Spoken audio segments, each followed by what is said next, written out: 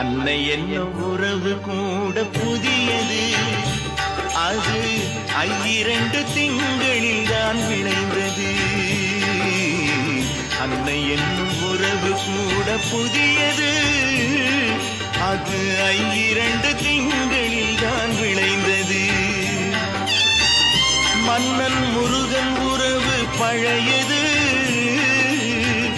மன்னன் முருகன் உறவு பழையது.